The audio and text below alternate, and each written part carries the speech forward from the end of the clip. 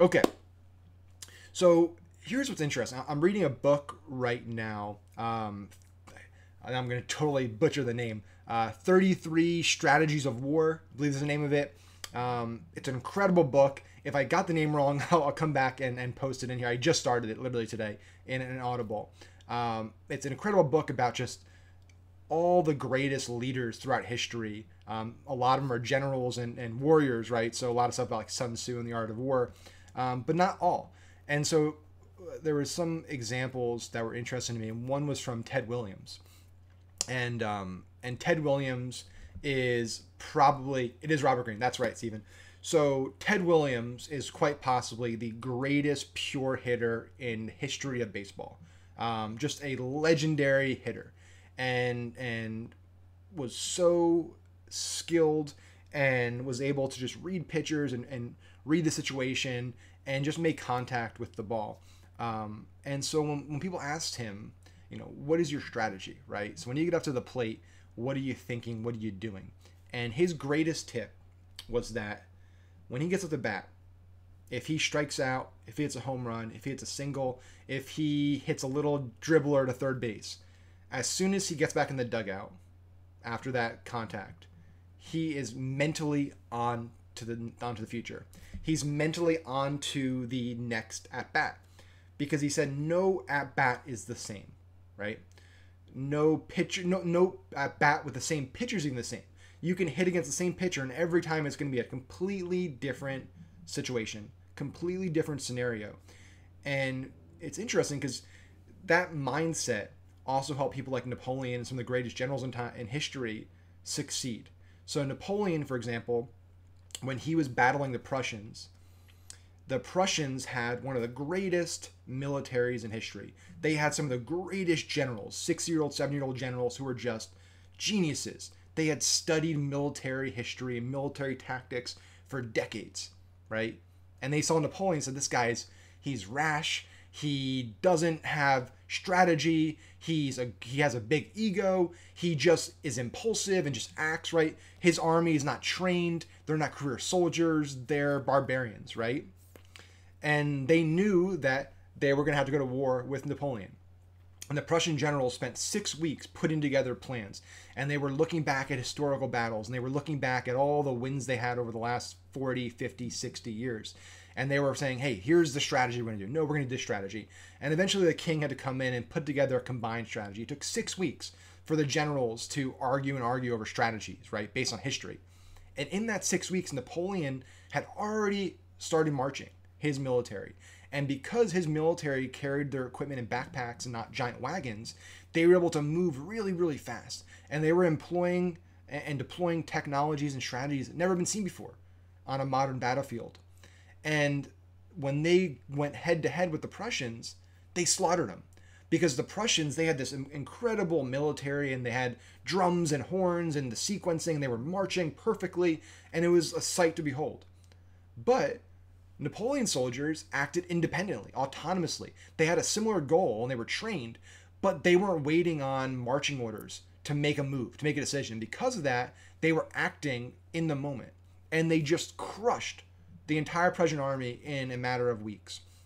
And what's the point of these two stories? Well, the point of these two stories is that history and what happened yesterday, last week, last year, 10 years ago doesn't dictate what's going to happen tomorrow. And just because it worked last week or last year or 5 years ago and it worked really, really well, doesn't mean that it's going to work tomorrow. Okay? And some of the greatest leaders, some of the greatest athletes, some of the greatest people in history that we remember when we go to school and we study them, they didn't study history. They didn't look to the past to dictate their future decisions. That they acted in the moment, and they looked forward and acted based on what's happening now, right? And so a lot of us as marketers, right, we all do the same thing because that's what everyone's been doing. And one of those big examples is how we charge, right? So I would venture to say that just about every agency owner, just about any performance marketer that's watching this video or that's going to watch, that runs an agency, charges their clients % of ad spend, right? Who here, if you're an agency owner and you're watching this, let me know in the comments if that's what you do. If you charge your clients based on their ad spend, right? Hey, they spend $100,000 a month. We charge them 10%. We get $10,000. They spend $200,000. We make $20,000. And that's the way it's been done for a very, very long time. And we continue to do that because that's what we do, right?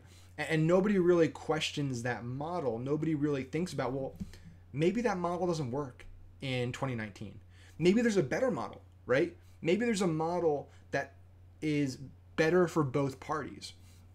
And so what we started thinking about early on, probably middle of last year, was, there's got to be a better compensation model for performance marketing, for digital marketing agencies. We started getting really good feedback from partners and clients of ours. And I would say probably one of the biggest moments of us realizing this was twofold. One was Pat Flynn has been a client of ours, a partner of ours, for a very long time. We were the first people to ever run any paid traffic with Pat. Before us, he had never run an ad, which is incredible for how successful he is without ever running an ad. That's a testament to the fact that you don't need ads to be successful.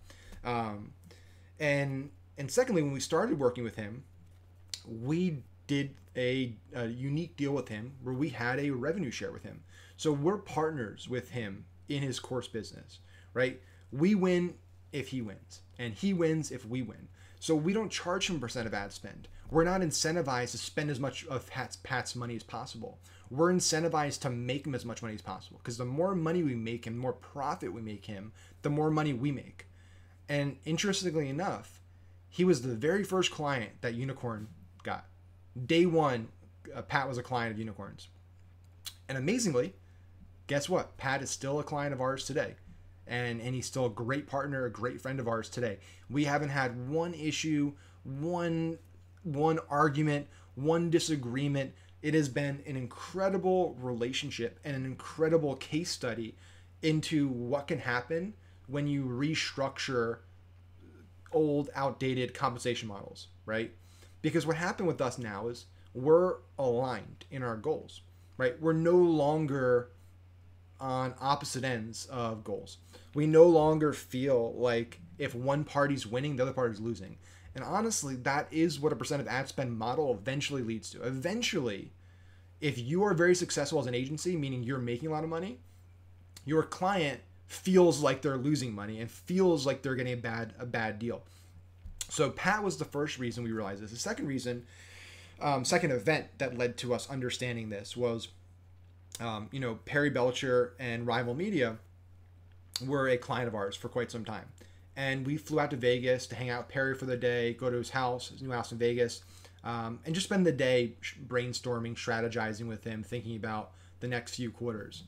And he said something interesting to us. He said, hey, listen, I probably shouldn't be telling you this because you're our vendor, you're our agency, and I don't want to give you too many good ideas of how to make money from us.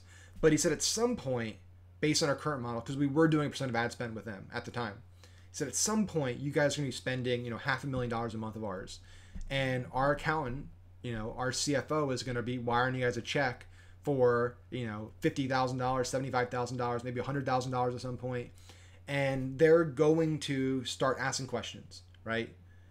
I don't care how big the company is, when your CFO or your accounting team is writing out $100,000 checks every month, everybody starts to be a little more critical over that money, right? That's a big check for any business to write.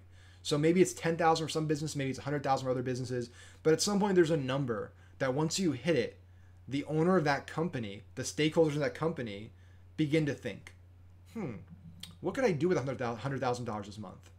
We're giving them $100,000 to basically just spend a lot of money of ours.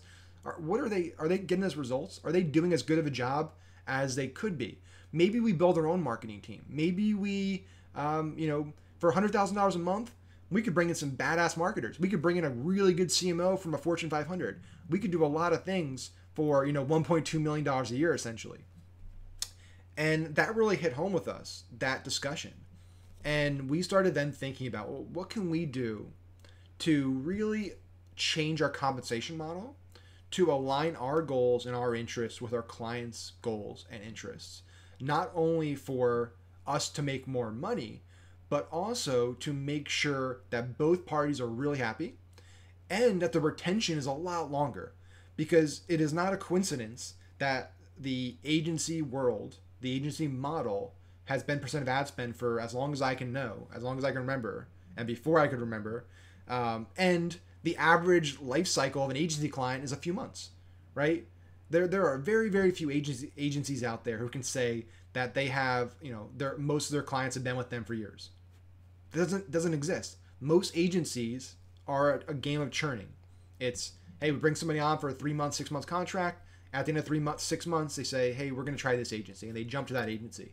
And they do the same thing, the same thing, and the same thing. And I honestly don't think it's a performance issue. Because I think most agencies out there are a dime a dozen. They're all relatively the same. So I don't think any of them are doing necessarily better or worse than others. I genuinely believe that it has to do with the way that they're billing and charging. And at some point, it always hits that wall. And once I hit that wall, the relationship's done. It's destroyed. So what we started doing, and Andrew, I'll answer this question about basically how to do quality control. That's kind of part of this discussion once I get to the tail end of it. So what we started doing is looking at how can we creatively create compensation models that build excitement between both parties, that both parties see long-term potential, that both parties don't view this as a client-vendor relationship anymore. They view it as a partnership relationship. So there's a few ways we do that. This is actually something I went really deep in San Diego at iStack/training. And I'll try to cover some of them on this video right here. So the first way is a straight rev share, profit share deal, right? So what you typically do is some type of minimum guarantee. That's a word Jeremy started using, which I like a lot more. Instead of using a minimum retainer, it's a minimum guarantee against a rev share or profit share. And so there's some flat amount, $5,000, $6,000 a month, and that's there just to cover our base expenses. That's not going to go up or down. That's just a flat amount, stays there. And that just gets, make sure we cover our ass essentially each month. And then all the additional compensation is tied directly to revenue or profit lift, right? So we're not entitled to anything you did in the past or anything you're doing without us, just the revenue or profits that we generate directly from our ad spend for that month. And that's a pretty straightforward model. And again, that's going to range depending on whether you're working with a physical product company with sophisticated COGS or an info product business that has really easy COGS to figure out, right? Cost of goods sold.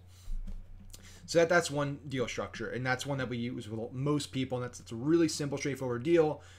Everyone's happy with that one because, hey, if you're paying us a lot of money, it means we've made you a lot more money this month. And so everyone's happy in that situation.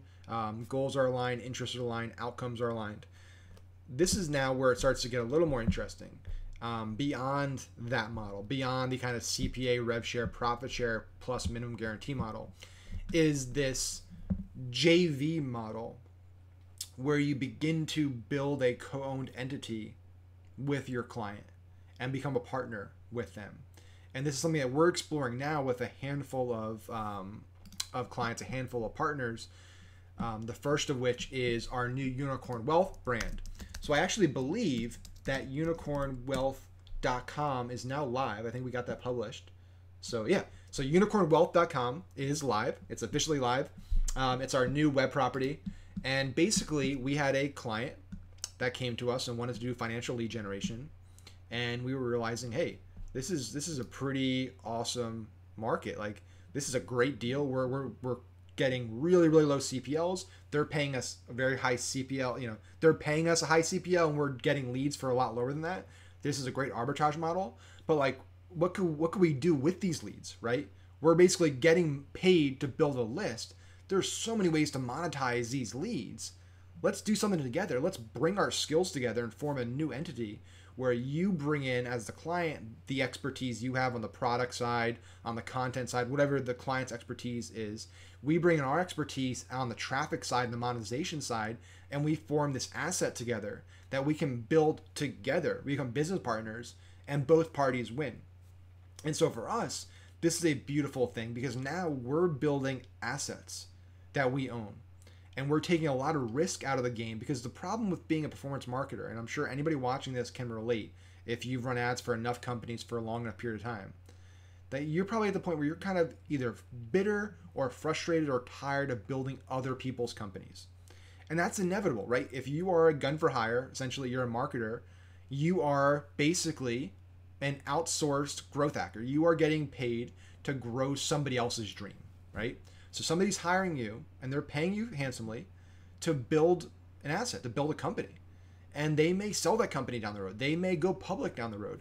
They may get, they may just keep running it and growing it and become a cash machine down the road. And inevitably you will be fired, or something will happen and you'll no longer be working for them.